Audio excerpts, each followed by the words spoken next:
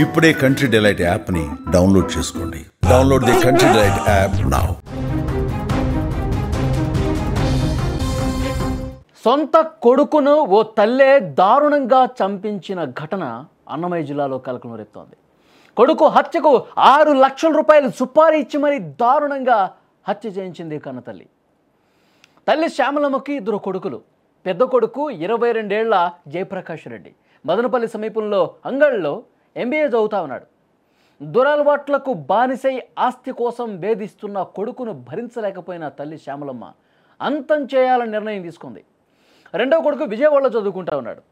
పెద్ద కొడుకును పొలంలో పనిచేసే మహేష్ అనే యువకుడితో హత్య చేయించేందుకు తల్లి ప్లాన్ చేసింది.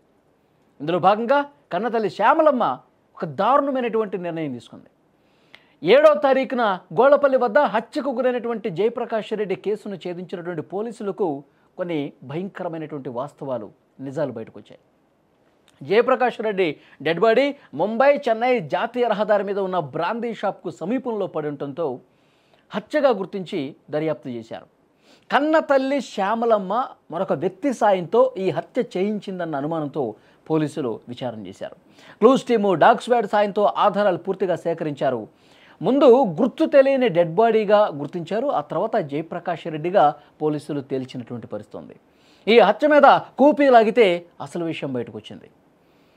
మత్తుకు బానిసైపోయాడు కొడుకు జయప్రకాష్ రెడ్డి.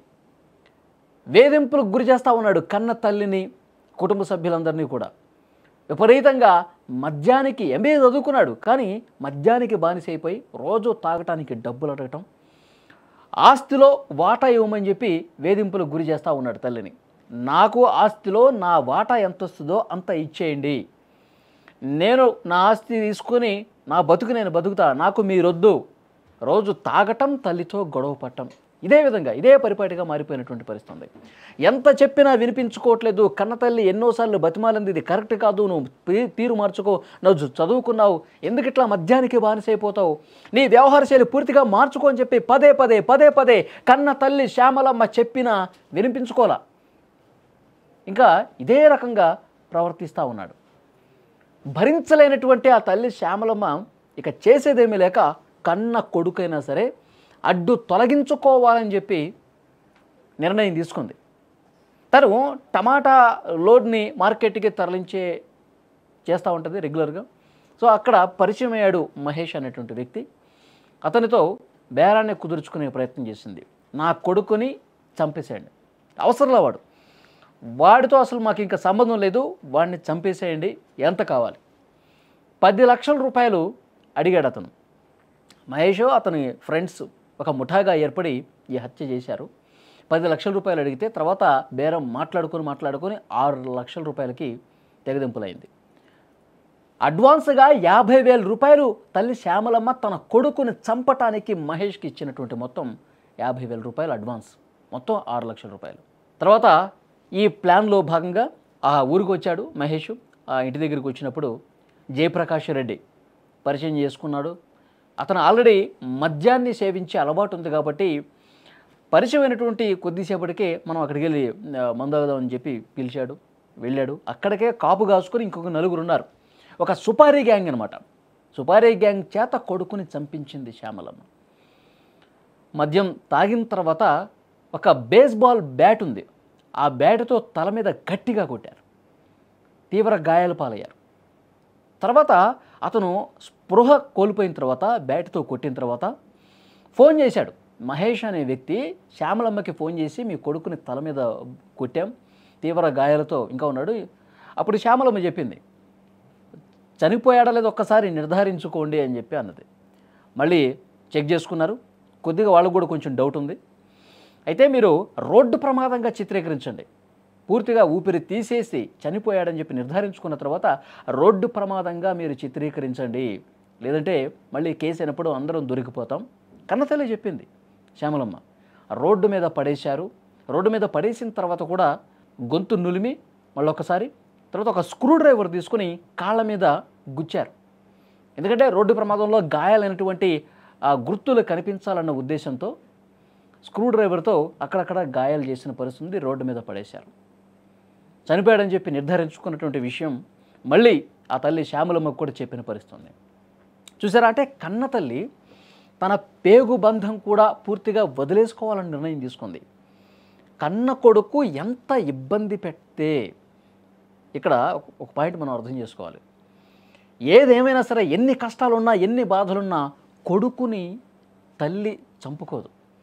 కానీ ఆ తల్లే చంపుకోవాలి అని చెప్పి నిర్ణయం తీసుకుందంటే ఈ జయప్రకాష్ రెడ్డి అనేటువంటి ఒక కొడుకు ఎంత దుర్మార్గంగా ప్రవర్తించాడో, తల్లిని ఎంత క్షోభకు గురి చేశాడో, తాగుతూ డబ్బులు ఇష్టారీతన ఖర్చు పెడుతూ అప్పులు చేస్తూ ఆ ఆస్తిని కూడా నాకు రావాల్సింది నాకు ఇచ్చే అని చెప్పేసి ఇంత వేధింపులకు గురి చేస్తుంటే ఆ తల్లికి ఇంకా వేరే ఆప్షన్ ఏమీ దొరకలేదా? ఇంకా వద్దు వీడు అని చెప్పి ఆ నిర్ణయం తీసుకుందా? లేదంటే ఇంట్లో ఉన్న వాళ్ళని, తన తమ్ముడు తమ్ముడిని కూడా చంపేయడానికి వీడు ఏదో ఒక రోజు ఈ మధ్యమత్తులో ఇంత ఘాతుగారికి కూడా తెగబడతాడేమో అని భావించిందా ఆ తల్లి? అందుకే ఇలాంటి నిర్ణయం ఏ తల్లి తీసుకోనటువంటి నిర్ణయం తీసుకోవాల్సినటువంటి పరిస్థితి వచ్చిందా? అంత బాధకు గురైందా? ఇదే కనిపిస్తుంది ఈ కేసులో. పరిగానికి డబ్బులు ఇచ్చి మరీ 6 లక్షల రూపాయలు కన్న కొడుకుని చంపించి మళ్ళీ రోడ్డు ప్రమాదంగా చిత్రీకరించాలని ఆ తల్లి చెప్పిందంటే ఆ బాధ నిజంగా చాలా భయంకరంగా ఉంది. ఇన్వెస్టిగేట్ చేస్తున్నటువంటి పోలీసులు కూడా ఇలాంటి భయంకరమైనటువంటి వాస్తవాలు బయటకు వచ్చాయి. ఆ మహేష్, ఈ సుపారీ గ్యాంగ్ అందరినీ కూడా అరెస్ట్ చేశారు. రోడ్డు ప్రమాదంగా చిత్రీకరిద్దామని చెప్పి ప్లాన్ వేశారు. కానీ పోలీసులు తమదైన స్టైల్లో విచారిస్తారుగా. వాళ్ళ ఫోన్ రికార్డ్స్, కాల్ డేటా మొత్తం కూడా పరిశీలిస్తారుగా. అంతకు ముందు రోజు వాళ్ళు ఏం చేశారు, ఎక్కడ మందు కొన్నారు, ఆ సీసీ ఫుటేజ్లు ఇవన్నీ పరిశీలిస్తే ఒక పక్కా ప్లాన్ ప్రకారం హత్య చేశారు అని చెప్పి నిర్ధారణ అయినటువంటి పరిస్థితి ఉంది. కానీ తల్లి ఇంత దారుణంగా కొడుకుని చంపించిందంటే ఇక్కడ ఎవరిది కరెక్ట్ అనేది కూడా చెప్పలేని పరిస్థితి ఉంది. ఆ తల్లి క్షోభకు గురైంది కాబట్టి ఇక ఉన్నది కూడా పూర్తిగా ఇది ఊడ్చేస్తాడు, మమ్మల్ని కూడా చంపడానికి వెనకాడ్డాని భయపడిపోయి ఇది చేసింది అనుకోవాలా? లేదంటే ఆ కొడుకుని ఏదో రకంగా మంచి మార్గంలో పెట్టచ్చు కదా, ఇలాంటి నిర్ణయం ఎందుకు తీసుకుంది ఆ తల్లి చేసింది కరెక్ట్ కాదు అని చెప్పాలా? ఏమీ అర్థం కానటువంటి ఒక పరిస్థితి ఉంది. అక్కడ స్థానికులు కూడా ఈ చనిపోయిన వ్యక్తి గురించి చాలా చెప్తా ఉన్నారు. చాలా ఘోరంగా వేధించేవాళ్ళంట కుటుంబ సభ్యుల్ని. సో ఏదేమైనప్పటికీ పోలీసులు ఇన్వెస్టిగేట్ చేస్తే వాస్తవాలు వెలుగులోకి వచ్చాయి.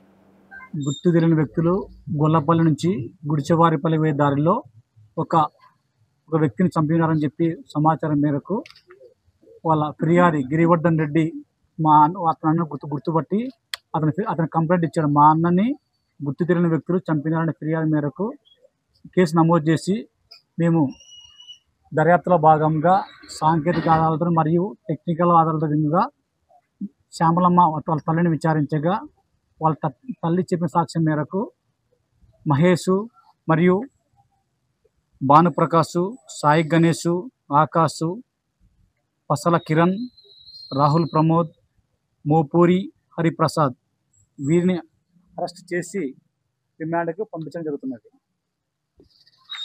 ఈ కేసు పూర్వపరాలు ఏమంటే ఈ శ్యామలమ్మకి 2 కొడుకులు, ఈమెకి గిరివర్ధన్ రెడ్డి చిన్న కొడుకు, జయప్రకాష్ రెడ్డి పెద్ద కొడుకు. ఈ పెద్ద కొడుకు జయప్రకాష్ రెడ్డి చదువుకు బీటెక్ MBA సెకండ్ ఇయర్ చదువుతున్నాడు.